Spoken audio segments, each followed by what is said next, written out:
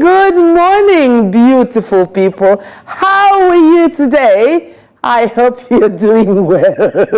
Thank you for joining us. I hope you're experiencing what I'm experiencing. No. Echo. Can you just let me introduce myself? Let Catherine breathe. Do you understand? Brief. Okay. Brief. So I asked you, how are you today? I hope you're well. You know, in those days when you write a love letter, dear Peter, how are you? Are you well? It's my pleasure to write you this letter. But as usual, Lola will not let me land because I was making such a sterling intro so I can wish my Muslim brothers and sisters happy Eid. But you're early. Yeah. No, put the. Is it just Eid? What's the thing It's when people pray it? for your downfall. And to think that we said it yesterday, there's some people, you know, and Annie said in that subject, you know, some people, it's when they pray for your down, it's when they really don't want you to, that's when they pray for. Now there's a manifestation of that. She wants to distill it. Distill the evil. That was your word. No, yes, because I don't yes. understand. Catherine has been kind of soft since Monday. It's giving me creeps. You don't like her soft? No, whatever happened the weekend, I really need to see. Because it's either that thing is going to continue or I want my old Catherine back. The Grinch. Hey. It's not Christmas. Did you hear that? Can we please Listen, be FYI, it's Idul Fitri. But we know that actually fasting ends tomorrow. Yes. And out of the magnanimity of the federal government's heart, Thursday, 2 days. Is now a public holiday? Are you kidding? So there's public holiday today? Tomorrow? And Thursday! Praise Master Jesus. What are you are coming to work. Oh my God. Like when I saw the message this morning, I sent crying emojis to my husband. Why? No, people are going to hit the road. People are going to like the week is gone. People are going to Thank God that Tolu does this kind of work because by now she will be on her way to go. I will be entering my parents' house. Let somebody come and pamper me. Me too, I'm somebody's baby. I'm daughter. Honestly, in the middle of the people need it though. People need it. Friday, the week is gone. Don't break. Just if the week is Friday, exactly. Let's Kuku know that we the But entire here's the week. funny thing, let me see, when you have a holiday like that, most of the times you don't even do anything with it. Do you know what I mean? Because we feel like, oh, I'm going to travel, I'm going to do this, I'm going to... And that's it at all. Yeah. And some people say I can't even sleep in this heat. But in this heat, we are going to be having a lot of albino breaths. Whoa. Because trying to procreate in heat can heat up your genes and mutate. But you know there's a... But those things are myths, you know. There's nothing different like that. Anyway, so I have to say something on that. Yeah. But in this heat, if somebody wants to come in the middle of the night and start doing but there's a different the hand will come back like this. Listen, Don't try me. Except to go on gen. no, if they approach you on gen, if they do certain things. No, but there's shower and So what is it? I like this proverb, and I think this proverb is appropriate in this place. Yoruba people will say, and it's about damitu to sile, lo man rire. So if you pour that cold water on the ground, it's you that you can walk on the you got that one, Lolo. Oh, Jerusalem. There's only one way to Jerusalem. There is no other way. Told me to come here. All I can tell you is that Jasiri is the way, the truth, and the life. Hallelujah. I believe Anyway, because the ladies are just so excited today. I do not know. Maybe it's about my physical beauty. Thank you. Because she's just given. Anyway, whether they give us invitation to celebrations or not, you know that Muslims always make us feel as if they'll say in Yoruba, Odun Kekere, Odun La, they'll say Salah is the big celebration. So they will escape from giving us chicken and stuff in this one. So it's okay. But anyway, there's a story that actually gives me so much joy. Because now some supermarkets have been moving funny. They've been doing all sorts of paraku and things and you know. But now the Lagos State Consumer Protection Agency is cracking down on supermarkets and grocery stores for failing to display their price tags on products. This move to at least aims to protect consumers from potential exploitation and ensure that transparency in pricing. I don't know about you, but I've always appreciating price tags when I'm shopping. It actually helps me budget and help me avoid, surprises at the till or at the checkout. But this actually happened to me last week. I took something, and I will not lie to you, there was another price tag. But when I got to the till, it was another price tag. It's a strategy because most people don't want to be embarrassed. By the time you get to the till, you're just going to be like, oh, yes, just ring it up. They expect people to just go along with Annie. Go along. Some of them will tell you that prices are fluctuating. The reason I don't believe that is the price you paid for it to get here. You've paid for it already. It has come. You've entered into the system. You need to put it on the shelf. Let me know, because I'll tell you, in the past 6-8 months, even a year, I've moved from many of my loved name brands to lower brands. I need to know the difference. So if I'm moving to 2 lower brands, let me know. Is it a 500 naira difference? Is it a 1,000 naira difference? That 1,000 can go towards something else. And so I think it's annoying. It's embarrassing. I absolutely love what the agency is doing. Nigerians deserve to be able to make their decisions at the shelves rather than at the counter. Exactly, when there's a lot more pressure to just pay up and go. But people like me and those that speak English, they can't shame the shameless. If I get to the till and the mommy is too much, I say take it out. Take it out. So there's one of the largest supermarket chains in Nigeria, and I'm a big customer of theirs. But I now realize that when I went there a week ago, they actually had these small little messages pasted that confirmed price at the till. I'm thinking to myself, so wait, you're even creating log jam. So half of your products don't have prices. When you get there, I'm not saying how much is this one? How much is this one? Okay, remove this one. But some of them actually have that electronic one that you can use to check. But now you're seeing a lot of item not found. Still different when you get to the till. Even that, I think it's see finish. Once we know a see finish, you just assume that because people like to shop at yours, your supermarket it's well known for. I shop at just a certain supermarket because people say it's pricey, but I shop there because everything I want, I get there. There's nothing as destabilizing for me than to go through Lagos traffic, go through Lagos roads, and I shop for jumping. I don't do that. I stay in one place. If you meet my needs, I'm loyal like that. I'm like a loyal cat, well fed. I'm nice. I'll open supermarket. Why were you looking this way? Why are you looking? I love when you said that. Am I shopping at your supermarket? And when there's a twinkle Lolo has in her eye. That twinkle, I you see, she's up to something. The twinkle, the eyes lit up. That's why I stayed with her. Honestly, when your friends know you're sacred, viewers, do not let your friends know you finish. This is see finish on this table. This Catherine, she feels she knows my intestine and how they function. But anyway, I forgive. So what I want to see now, because I'm trying to see more on this particular story, is the DG, the manager, general manager of the agency said that without clear price tags, shoppers cannot compare prices or make informed decisions about their groceries, adding that such practices contradict the Consumer Protection Act, which mandates the clear display of prices for goods and services. So now, what are the consequences? He said that failure to comply with the law will result in fines in accordance with the laws, adding that the agency will also not hesitate to seal airing supermarkets over non-disclosure of price tags on products on the shelves. And they want consumers to report. Yes. The groceries will report tire. Because people are tired. People are frustrated. Their lives will be jammed. Because when you go and you shop, I saw 100 or something. I now looked at the bag. I said, what did I buy? You leave with one bag and you've spent 75,000. So what you find is when you now get home, if you're not like me, you'll be seeing that something that you bought last week at 4,000 is now 8,000. If you see the way my children have embraced, I have made my children to embrace spaghetti. Aside from noodles. I tell them the health benefits, how more filling. I show them videos of them putting egg in the flour to make it so that they know it's nutritious. Yes. Than the noodles. Because noodles is not balancing. No, the price is not balancing well. I changed brands. I changed brands. When you have to now be mathematically wise and statistically wise as well. I changed brands, and so when I changed brands, I said, well, if it's not up to par We're gonna make it up to par. You spice, you add. Yeah, exactly. Some vegetables, to kill his life. With that taro dough. Yeah, exactly.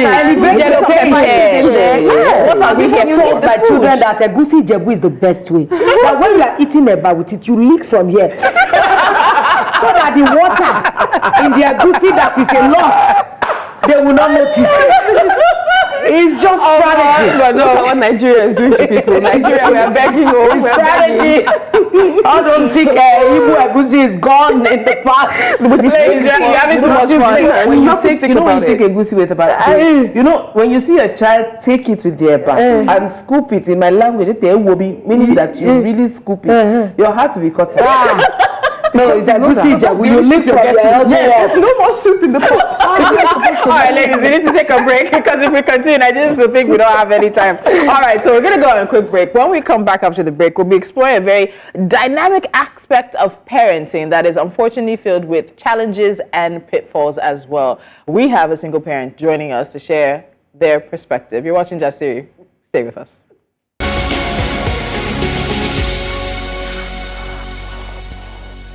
Live on our social media platforms. You can find us at News Central. Please use the Jasiri hashtag to be part of the conversation. All right, today we're delving into a topic that resonates with many people: single parenthood. Statistics show that single parent households are on the rise globally, with millions of families navigating this path every single day.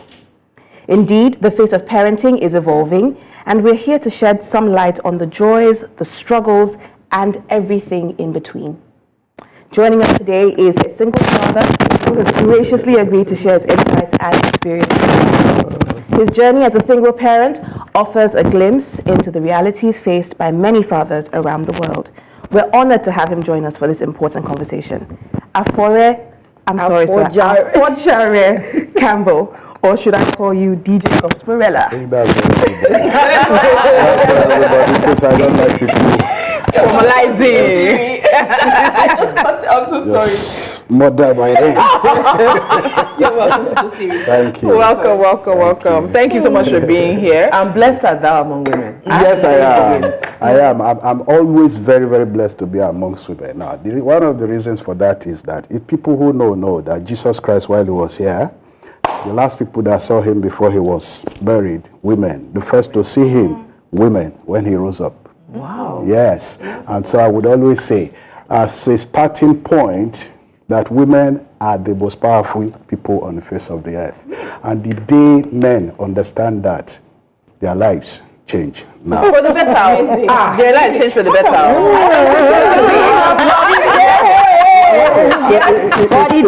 It's even simple. It's simple. No manufacturer does the same thing the same way twice. Man first, God created man in his own image. Discovered that man is weak, he can't do so many things. And then made a woman. And woman has the things, God put some things in woman that the man does not have. So it's not about muscles. Woman is the most powerful creature on the face of the earth. Wow, when you understand that, we get a sermon. I want to say thank you again, DJ Gosperella, for being here. Thank you. Let's just delve into it very quickly. Okay. We're very eager to hear your perspective on single parenthood. Yes. Let's start with your day-to-day challenges. You know, because you're a man, you are a very, I would say you're one out of a million. Yes, it's not common to see men that actually parent their children on their own. So what are the biggest hurdles you say you faced as a single father? Okay, so someone who has 2 guys and 3 girls, I cried sometimes, yes, because everybody was on me. Everybody, when I mean everybody, all more to raise girl picking no easy. You know, the guys, what's my problem? Nobody will give you belly, now you will give person belly. So that's really not my problem, you know. But the girls, you know, one man of God said, if you do not want one guy with his trousers drawn down, showing his panties, to come and woo your daughter and trick her by saying, let me take you to Mr. Biggs. Yeah, say take her to these places where they sell Chinese food. Yeah. Elevate the standard. So that when the guy comes to say, let me take you to Mr. Biggs, you say, you have to do better than my daddy. You have to do better than my daddy. In fact, right now, I'm handling an issue, with one of my cousins, she says to me, Uncle, and yes, I'm tired. But what? The guy is trying everything there. At least he's not taking me out. And I'm like, how do you mean? And she said, my father used to take me out. He doesn't take me out.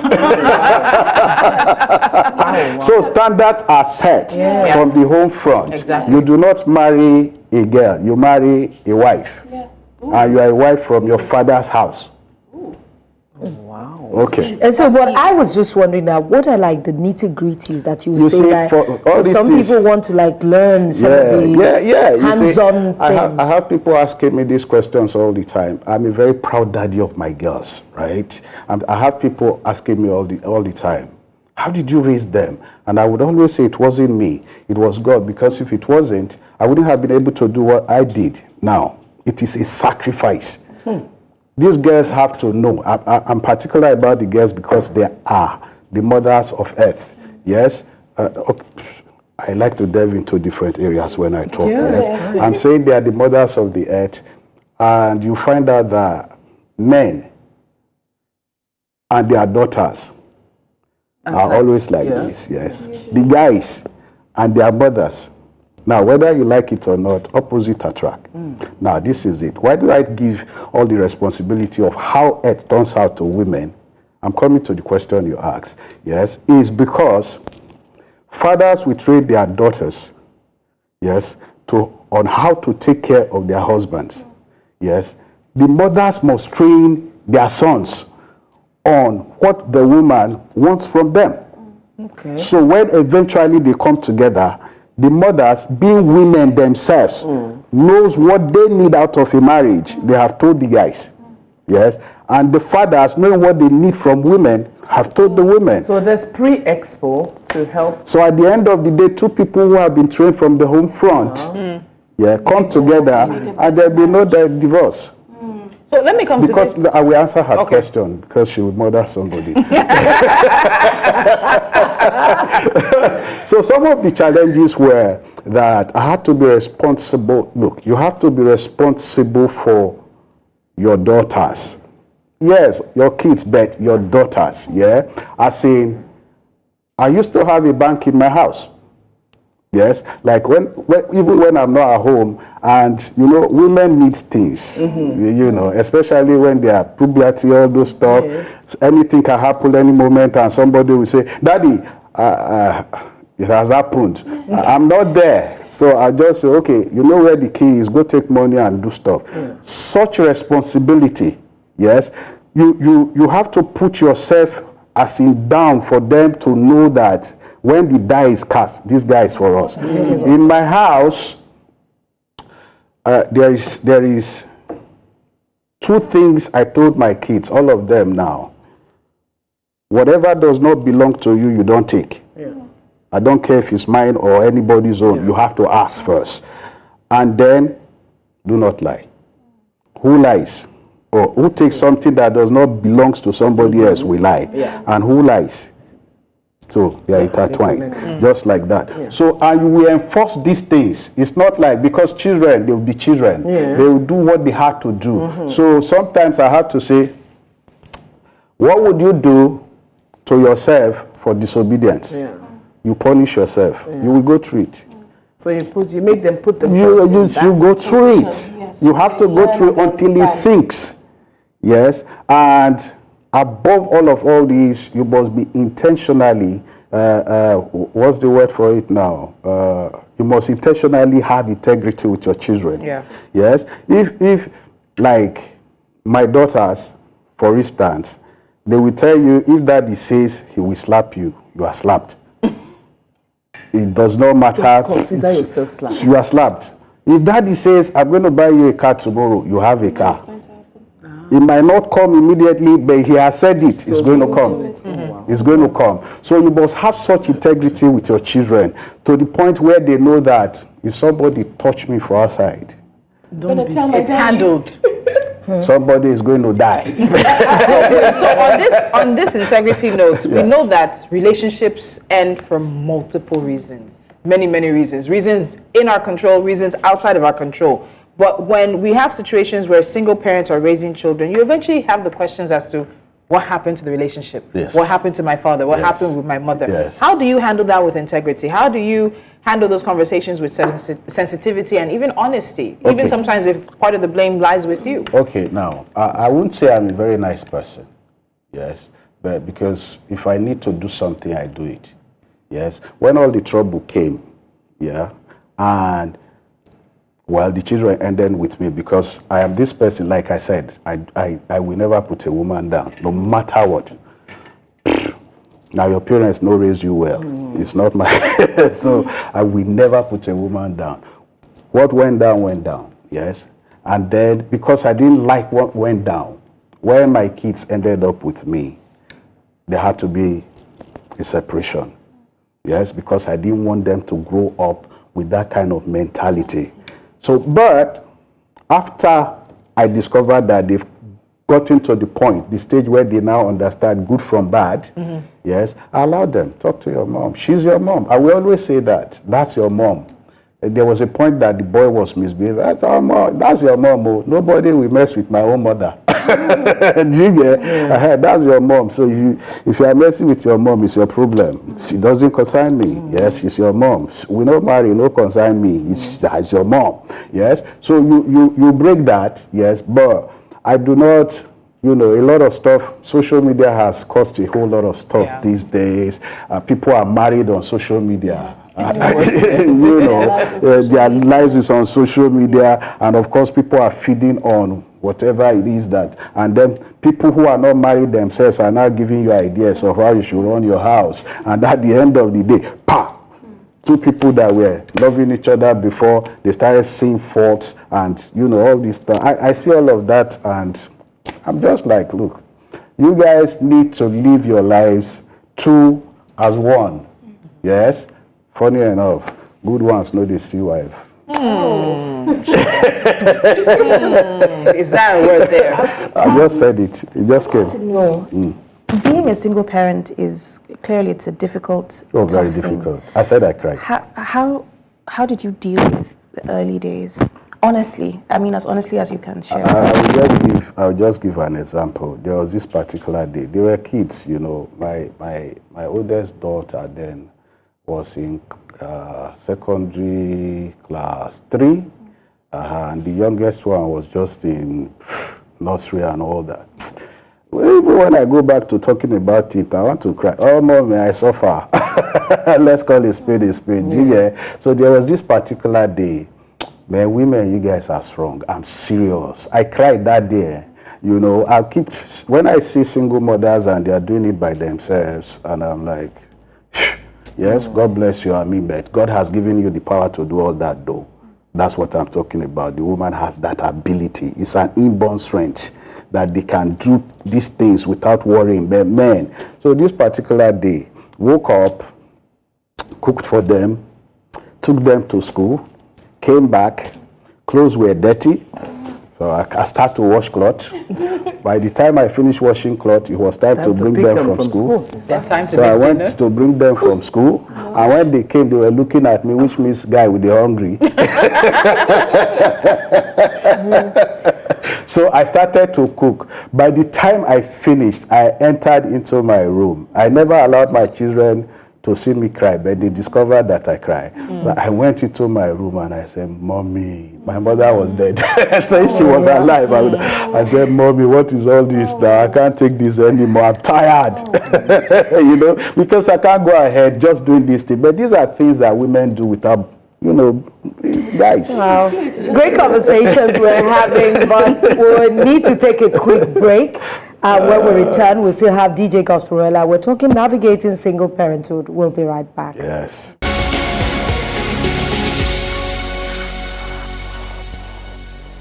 One of the things that I also did was I got therapy. I went into grief therapy, which was really helpful because that helped me to process my emotions. It helped me to process what I was going through. And so that kind of like began to help me ease off the pain a little bit. But then my support system has also been great. My parents are here in Lagos, so they have also been a big support. Like I said, I have an older daughter who we adopted just before my husband passed. And so she has also been very supportive with when I had to be at work and somebody had to be at home with the kids. So that support system for me was, and therapy was one of the things that helped me to get through the first few months after the loss of my husband. But in terms of maybe, a family unit, of course, the ideal would be to have the husband, the wife, and the children. But having said that, these things happen. Situations happen that you have no control over, and it's just a question of being able to say, okay, this is what has happened to me, and where do we go from here? And deciding and being deliberate and intentional about some of the things that you want to do. Because when you have both the husband and the wife, there are certain things that you can share responsibilities, in raising the family, in doing things as a family. But when you're a single mom, then all of that is on you, not just financially, but emotionally for the children, mentally for them, being available for them. It's all on you at the time. And so that balance. Man, I want to take up from where she said about a support system, and that happens with women. Whether you're a single parent, you're a mother, we tend to have support systems that men do not have in place. So, as a single father, were you able to create a support system? Were you able to find people who became a community for you in raising your kids? No, I'm an only child. Yes, and I grew up alone by myself with me and all that. And that's still me. But what God did was to give me a first daughter, who started taking responsibility when she was 12 years old. Yes, she started being responsible for her little ones. Yes, and she was the one who actually told them to stop asking me for money when they need to do that thing that women do. Guys, you're ashamed. Stop asking daddy for that. Come to me when you need stuff. And the girl has been there. Sometimes I look at her and I'm like, that's my mother. She comes, she asks me. There were times that economically I was down and I needed to pay school fees, and she'd come to me. She started her business quite early. Her business? Yes, her business quite early. She left out. Also, stuff I want to say is, give your children good education. Yes, all of them went to private institutions from primary to the university level. So she left Covenant University, came out and said to me, Daddy, I'm not going to work for anybody. And I'm like, Timo, not you. I spent lots of money on you. Yeah, you have to work. She said, Daddy, I'm not going to work for anybody. I said, babe, you have to work. And she said, okay. So I called one of my friends. My daughter is out of school, please give her a job. I said, no problem. I sent her to the office. She got a job, and then she was there for 3 months. She should have fulfilled what you wanted. That is what she wanted to do. At least I have done what you said I should do. So I'm going back to my business. And she's been doing that. And she does clothing, fashion, accessories, and all that, yes. So, little girl started from selling eyewears. Now she does clothes. And I could say, babe, I better give me 200K for there. And she said, okay. It's not this conversation, but I wonder how that will affect her in the long run. So because she became parentified early. Yes. One day she said to me when the younger ones were misbehaving, and I said, babe, take care of this thing. And she said, Dad, they are your children. Correct. So she's quiet, yes, but quiet storm. Oh, God. Naomi. I think for me, I would be interested to know for you, because most times we blur the lines between our needs and the children's needs as well. Yes. How do you listen to the children? How do you be there for them when you know that you also need to be there for yourself? That's what I'm saying. Take care of yourself, because that scenario, Lola and I can relate to that. Yes. Like you go You drop them at school in the morning, you come back, you say, let me run to the market, cook something or wash clothes. Before you know, the school runs, I have to pick them up and you come back, and then before you know it, you spend the whole I'm telling you, carrying them and nothing on yourself. Yes. So I'd like to find out, how do you maintain that balance? How did I? Because I How don't do did that. you? He has graduated. Oh yes, I graduated. I mean, I A lot can of people leave be the admiring house. you, but how did you maintain that balance? That's where the sacrifice comes in. You can't be thinking of yourself when you know you have to raise another generation. You can't be thinking of yourself. A friend of mine actually said, I was traveling, or I traveled. I went to South Africa, and then I met him. He saw my carrier bag, my travel bag. He looked at me he goes, well, take care of yourself. That's what he said. I said, what happened? He said, see the bag when you take the travel. Can't you buy something better? I looked at him and I smiled. When you marry, you go, no. Where your money is going. Such sacrifice, yes. That look, even up to now, yes, I know if you give me 100,000 naira now, I'm likely to keep 30,000 naira somewhere. Like, okay, make this one did there first, because any of these children, even if I know they don't even actually call me for anything anymore, so I need to be healed from that trauma so I can take care of myself as well. Do you get? It's going along those lines of taking care of yourself. One of the things that we all need is companionship, a partner. Oh yes. How do you navigate those waters? Because it can be quite tricky. I mean, just getting a partner on its own is treacherous sometimes, yes. So not to talk about when you have children. Yes, and that's why I would always advocate that parents should raise their children properly. I will never, ever advocate for divorce. Yeah, even to my worst enemy, I would say, look, if you can help it, stay there. It's not something that you want the children to witness, right? Because the trauma afterwards is hard to come out of. Yes, especially for you if you are a single parent and then you are a dedicated, responsible single parent. You don't have time for any other thing. So you actually don't So you have didn't time. date at all? Date? You're not dating? Was my heart there? Do you understand? Was my heart there? It's just about now that I'm coming out of that trauma that I'm thinking of maybe I should marry somebody so I will not die lonely. Do you get what I'm saying? Look, like when I was on my own. Now I'm in the entertainment industry, right? And lots of women all over the place and all that. Somebody has asked me, how did you deal with, what's it called again? There's a word for it, we're on air. So the urge. The urge and all that. I'll be like Asheu. Let me just use it. So let those who know. Okay. So he didn't date. No. He just took care of himself when he can. Yeah, it just took care of himself. Did you date? Are you dating? I will put you on the spot. Yes. It's not easy. It's not easy. We know that she did.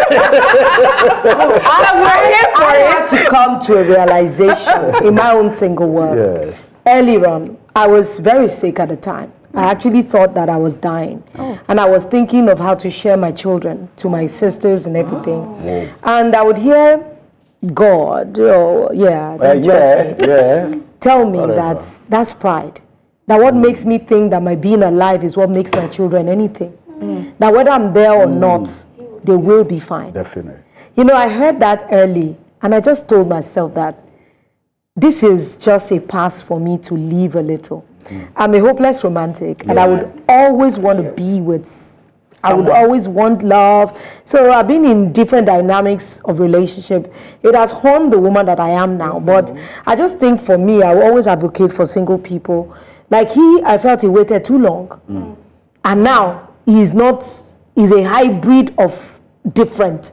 That it will take another unique human being to be able to understand the state he is in now. Or like someone like me who has been fluid over the years. And I'm still fluid. So for everybody, it's different strokes for different folks. Yeah, truth is, I would actually advocate for what she said. Yeah, because, my dear. But did you wait intentionally? Did you wait long? Because she says. Did the kids influence you as well? Because there are situations where we know children are not down for any dating, nothing. Now I tell you, always nasty. Now I tell you something. Now I tell you stuff, right? If your kids know that they got you, at a point they start to advocate for you. Yes. There was one time I was, I would say depressed or something. And the girls found out that their daddy was not his usual self.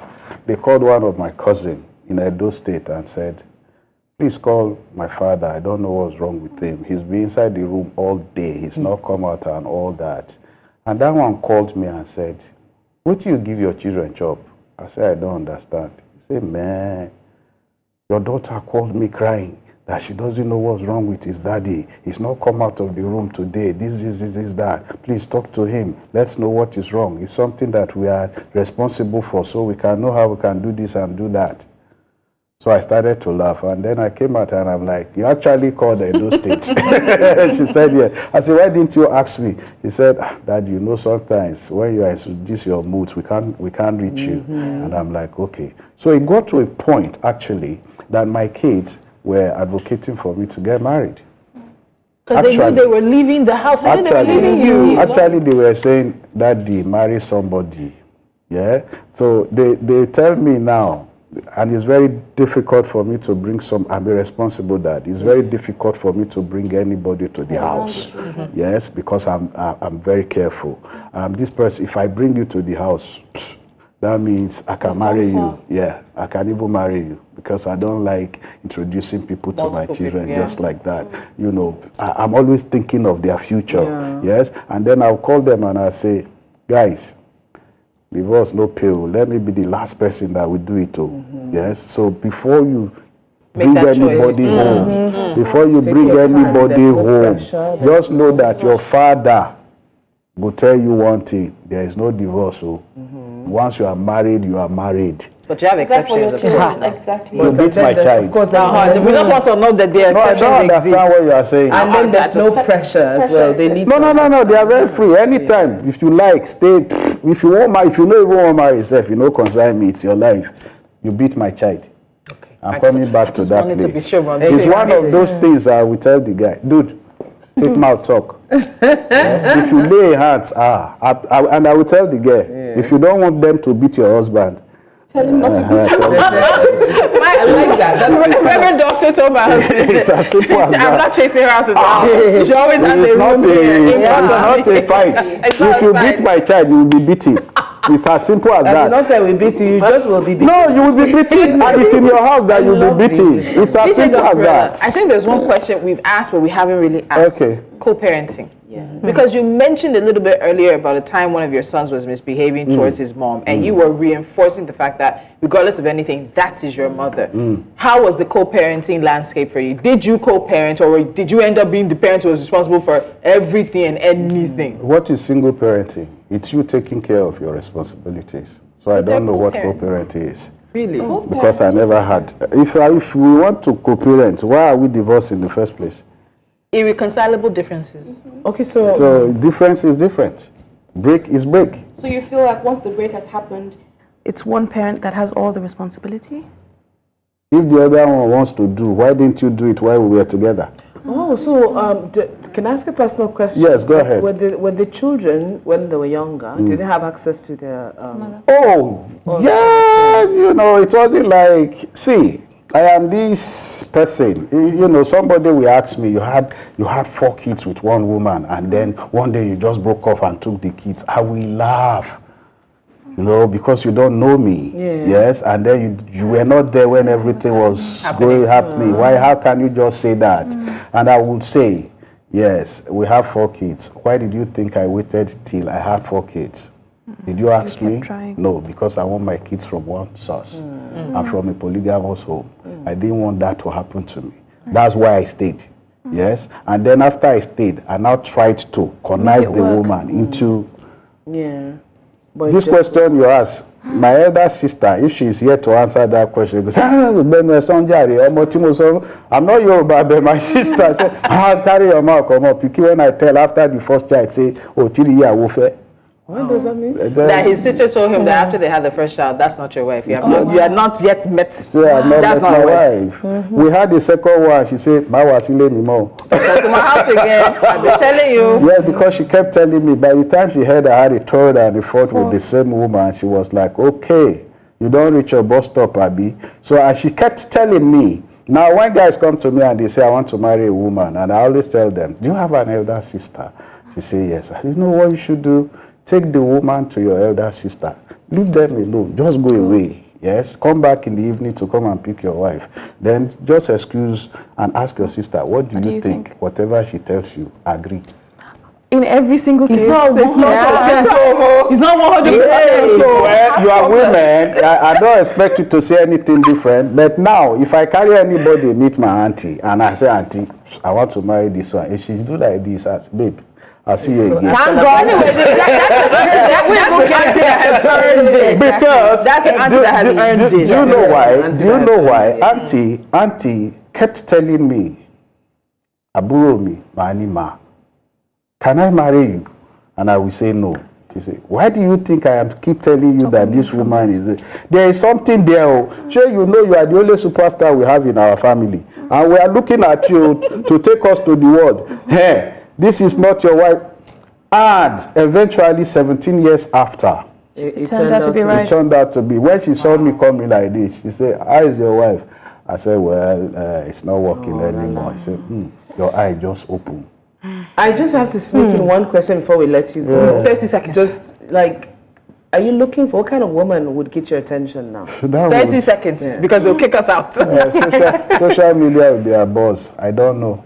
He does not know. All right, thank you so much, Campbell, for sharing your journey of single parenting and offering valuable perspectives, because they have been valuable. Yes. Valuable perspectives that have helped us understand the terrain. A lot of people sometimes make assumptions, and haven't really walked the path, so they're not entitled to tell their own story. So it's like somebody telling you, when your mother dies, I know how you feel. When his mother is alive, you don't know, I beg. That one I must say. You don't know.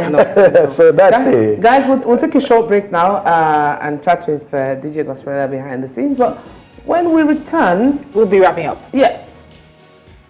A fantastic conversation on navigating single parenthood from a man's perspective, one that sometimes we rarely hear, but we'll be wrapping things up in just a moment. Would love to get an idea of what the ladies' thoughts. There are so many things that I picked up. When he spoke about his first daughter, you know, we mentioned the parentification. That happens even when sometimes your parents are still married, but it can happen a lot when you're a single parent. Talking about navigating the conversation between the boys and their mom. Your mother is your mother, you know, at the end of the day. And then not dating. No, I couldn't understand that one. I don't think he didn't say it. He said he was doing things, he was not dating. Because sometimes for men and women, the dynamics are just always different. Yes, different, and I feel like men nurse hurt a lot deeper than women. They don't get a chance to talk about it. I would say that from his own discussion, he was deeply hurt, and he put himself on a very hard stance for a long time. Which many men do. Many men do that. But we women, we take it in our stride and keep moving, because most of us have our children with us. He is just an exception. So for men, because he's the exception, that's why it's different. For him. For him. But for us women, whether we like it or not, like me now, even if I'm dating, I can't hide my children. I can't swallow them. No. I cannot lie to somebody that they are not there. So it's either you take me and my brood, or don't worry. And over the years, one thing I just found out in the dating scene, maybe because the dynamics of my own dating specialty, many men just cannot own what they want. A woman like me would like someone, but because the Nigerian context would think it's inappropriate, they would not take that. They rather want to hide you. They would rather hide you. So if it's let me hide you relationship, then I just always just let it go. Because what's the point? Even if I'm as old as Methuselah, it's your choice, then own it. Like you say, if it's your choice. Some people like hidden relationships. It's fine, it works for you. No, when I say, it's your thing. When you say your relationship is private, it's different from your relationship is being a secret. Yes. Private means I won't go on social media and be doing nonsense. But the secret means that nobody even knows. Nobody knows. No one can hold anyone accountable. Exactly. There's a difference between private and secret. So some people really do secreting. In church, absolutely. One brother was dating 6 sisters. Okay. Because 3 on the mainland, 3 on the island. Let's keep it together. just let us grow it. Yeah. Until the Holy Spirit solidify it. To play devil's advocate, you I feel like know. men are afraid. It was a... Let Annie drop because we're about to go. I was just saying, I feel like a lot of men are afraid and they will not admit it. I'm not saying that the things they do are right, but most of the rubbish that men do is because they are afraid of being judged, because men are harshly judged. How did we go from single parenthood to men being judged? Because it means that exactly. That's what happens on Jasiri. Yeah. All right, ladies and gentlemen watching us, our lovely viewers out there, this is how we wrap things up. We do have another fantastic show for you tomorrow. The week also, my God, 3-day public holiday. Yeah, what's he doing me? He's sending me. But you people will make it up. We'll see you tomorrow morning, 10 a.m. Bye-bye, everyone.